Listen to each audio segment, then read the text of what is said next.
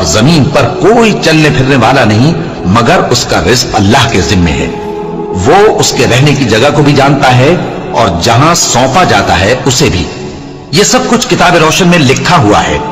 اور وہی تو ہے جس نے آسمانوں اور زمین کو 6 دن میں بنایا اور اس وقت اس کا عرش پانی پر تھا۔ تمہارے پیدا کرنے سے مقصود یہ ہے کہ وہ تم کو آزمائے کہ تم میں عمل کے لحاظ سے کون بہتر ہے۔ اور اے نبی، اگر تم کہو کہ تم لوگ مرنے کے بعد زندہ کر کے اٹھائے جاؤ گے تو کافر کہہ دیں گے کہ یہ تو کھلا جادو ہوا۔ اور اگر ایک مدت معین تک ہم ان سے عذاب روک دیں تو کہیں گے کہ کون سی چیز عذاب کو روکے ہوئے ہے۔ دیکھو، جس روز وہ ان پر واقع ہوگا پھر ٹلنے کا نہیں، اور جس چیز کا یہ مذاق اڑاتے ہیں وہ ان کو گھیر لے گی۔ اور اگر ہم انسان کو اپنے پاس سے نعمت بخشیں پھر اس سے اس کو چھین لے تو نا امید اور ناشکرا ہو جاتا ہے۔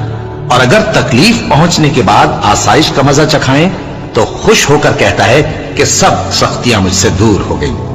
بے شک وہ ہے ہی خوشی میں مست ہو جانے والا، بڑا فخر جتانے والا۔ ہاں، جنہوں نے صبر کیا اور عمل نیک کیے، یہی ہیں جن کے لیے بخشش اور اجر عظیم ہے۔ تو شاید تم کچھ چیز وہی میں سے جو تمہارے پاس آتی ہے چھوڑ دو، اور اس خیال سے تمہارا دل تنگ ہو کہ کافر یہ کہنے لگیں کہ اس پر کوئی خزانہ کیوں نہیں نازل ہوا، یا اس کے ساتھ کوئی فرشتہ کیوں نہیں آیا۔ اے نبی، تم تو صرف نصیحت کرنے والے ہو، اور اللہ ہر چیز کا نگہبان ہے۔ کیا یہ لوگ کہتے ہیں کہ اس نے قرآن از خود بنا لیا ہے؟